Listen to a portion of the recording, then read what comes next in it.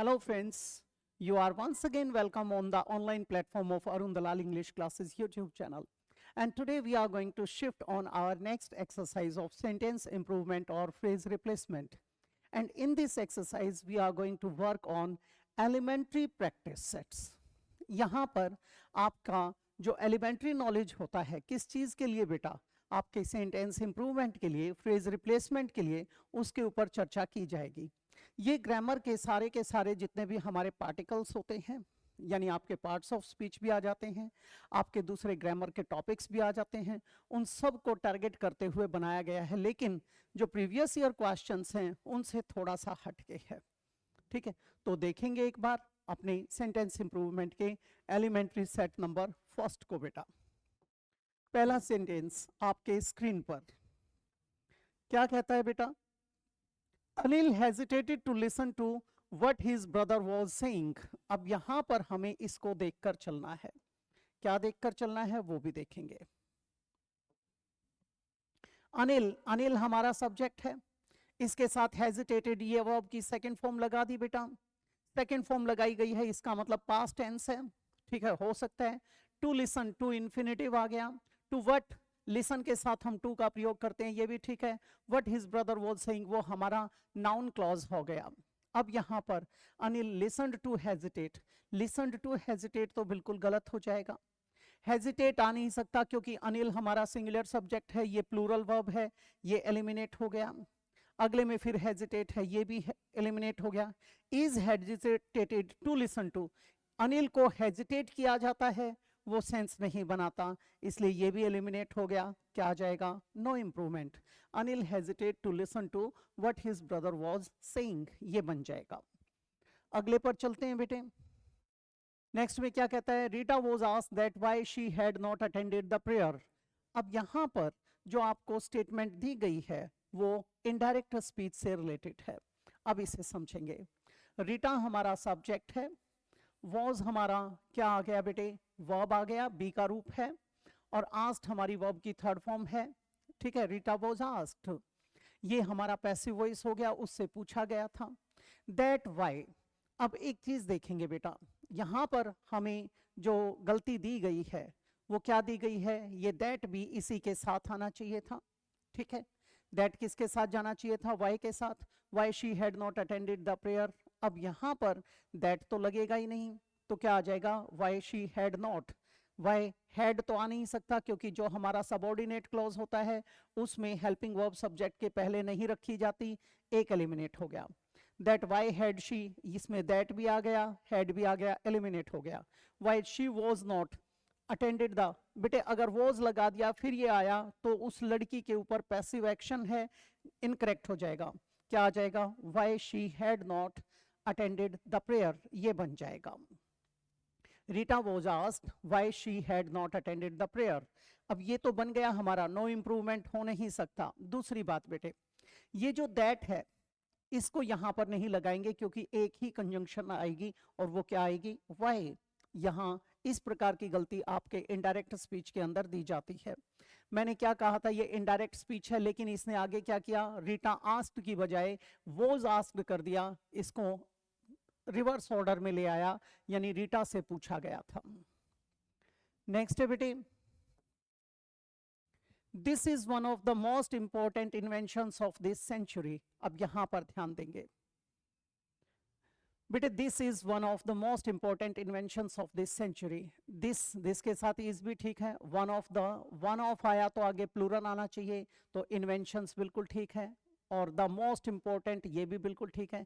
Of this century, बेटे इसमें तो कोई एरर है ही नहीं, अगर इन्वेंशन को देखें तो गलत हो जाएगा। दीज सेंचुरीज, बेटे इन शताब्दियों की, गलत हो जाएगा।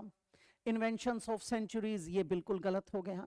इन्वेंशंस ऑफ द सेंचुरीज, गलत। क्या आ जाएगा? No improvement. नेक्स्ट है बेटा, can you tell me why did you not speak the truth. अब इसके अंदर क्या है बेटे? हमारा कैन एक मॉडल है, हेल्पिंग वर्ब है, ऑक्सिलरी है, यू हमारा सब्जेक्ट है, मॉडल के साथ वर्ब की फर्स्ट फॉर्म आती है, ये बिल्कुल ठीक है। मी इसका ऑब्जेक्ट है, इतना आ गया। कैन यू टेल मी, अब हमारा ये जो बना ये हमारा प्रिंसिपल क्लॉज है। मेन क्लॉज है, मुख्य उपवाक्य है, इंडिपेंडेंट क्लॉज है। बेटे जो मेन है वो इंटेरोगेटिव है तो साइन ऑफ इंटेरोगेशन आया, लेकिन जहां ये रेड से यहां तक शुरू आया है ट्रुथ तक, बेटे ये तो सबऑर्डिनेट क्लॉज है, सेकेंडरी क्लॉज है, डिपेंडेंट क्लॉज है। जब ये सबऑर्डिनेट क्लॉज आता है इसको तो हम साधारण में लिखते हैं, और साधारण में लिखेंगे तो ये डिड उठकर कहाँ आ जाएगा, यहां पर आ जाएगा। Why you did not speak the truth. अब बेटा वाई डिड वाला तो गलत हो गया, ठीक है, why did not you, that और वाई, बेटे दैट और वाई आ नहीं सकता, ठीक है, आगे फिर वही डिड आ गया, फिर कहता है why you did not speak, ये हमारा हो सकता है। Y did you not spoke, पहली बात तो स्पोक नहीं आएगा, दूसरी बात Y did you not speak आना चाहिए, और ये वाई तो जब आता ना जब इंटरोगेटिव होता, डिड यहां पर नहीं लगाया जाएगा। नो इम्प्रूवमेंट इसमें हो नहीं सकता, तो हमारा क्या बन गया, सी ऑप्शन। नेक्स्ट है बेटे, they are not beware of all the facts.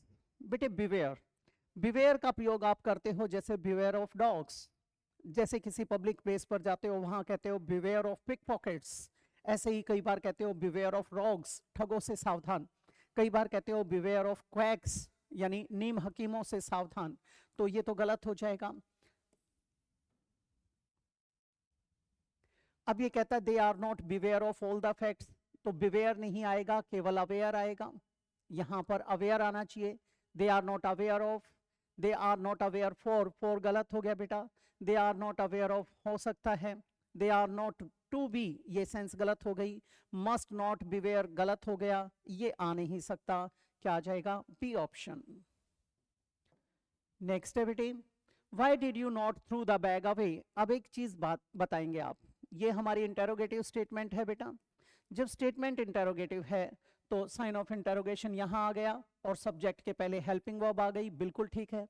Y did you not, did आया तो इसके साथ तो वर्ब की फर्स्ट फॉर्म लगाई जाती है, वर्ब की फर्स्ट फॉर्म क्या आ जाएगी, ये सेकंड दे रखी है, पास्ट इंडेफिनिट टेंस, गलत हो जाएगा, तो हम यहां पर क्या लिखेंगे, throw. Why did you not throw the bag away. अब पहला आया why did you not throw, बेटे ये हो सकता है, हैड आता तो बेटे थ्रोन आना चाहिए था, गलत हो गया। डिड यू नॉट, बेटे डिड के साथ फिर से थ्रोन गलत हो गया।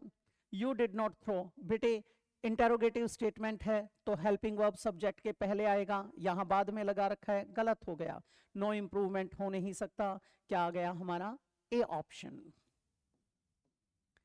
नेक्स्ट है बेटे, you can always dependent on them. अब यहां पर एक एक चीज को देखने की कोशिश करेंगे। यू हमारा क्या है, सब्जेक्ट है, कैन इसके साथ मॉडल आया, ऑलवेज एक एडवर्ब है, कैन मॉडल है तो मॉडल के साथ आगे हमें क्या चाहिए, वर्ब चाहिए।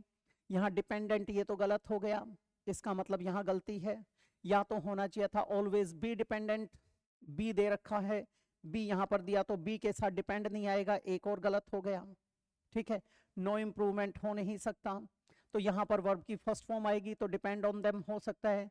बाय बिल्कुल गलत है, डिपेंडेंट अपॉन, फिर इससे पहले वर्ब नहीं आया, क्या आ जाएगा, you can always depend on them. Depend on का मतलब है rely on, count on, reckon on, rely on, भरोसा करना, निर्भर होना, वहां पर यूज किया जाता है। नेक्स्ट बेटे, if he has to spend 5 hours in the queue, अगर उसे लाइन के अंदर, कतार के अंदर कितने 5 घंटे बिताने हैं, it was really a wastage. अब यहां पर उसने क्या लिया, लिखा है बेटे, प्रेजेंट टेंस लिखा है, यहां पर उसने पास्ट टेंस लिया है, इसका मतलब ये गलत हो गया, यानी नो इम्प्रूवमेंट तो आ नहीं सकता यहां पर, ठीक है।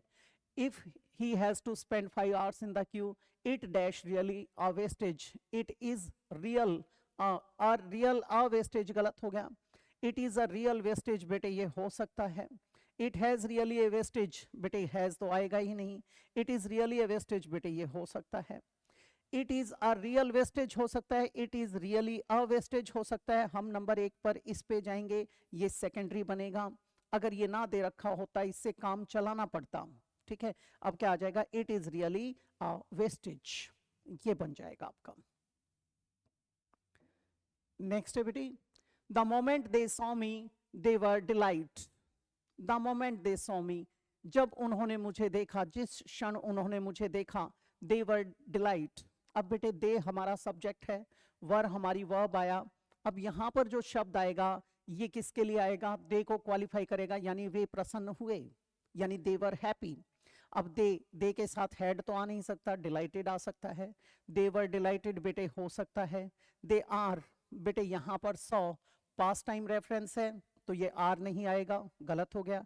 दे हैव बीन बेटा हैव बीन गलत हो गया हमारा, क्या आ जाएगा, बी ऑप्शन। और ये हमारा एलिमिनेट हो ही चुका है क्योंकि डिलाइट नहीं आएगा, तो क्या बन जाएगा, दे वर डिलाइटेड।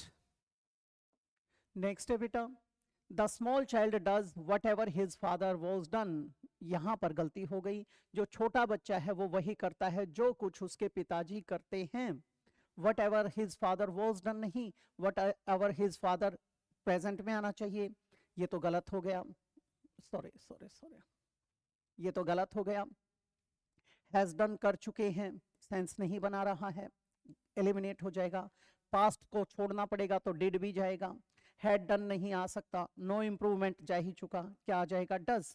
जो उसके पिताजी करते हैं वही वो करता है, तो क्या आ जाएगा, डज। ये थी आपकी एक्सरसाइज आज के लिए। अगली एक्सरसाइज में आपसे फिर से मुलाकात होगी इसी प्रकार के नए सेंटेंसेस के साथ या किसी और टॉपिक के साथ। आप इनको करते चलिए, थोड़ा सा स्पीड बनाइए, इनमें कामयाबी मिल जाएगी। तो इजाजत चाहूंगा, नमस्कार दोस्तों।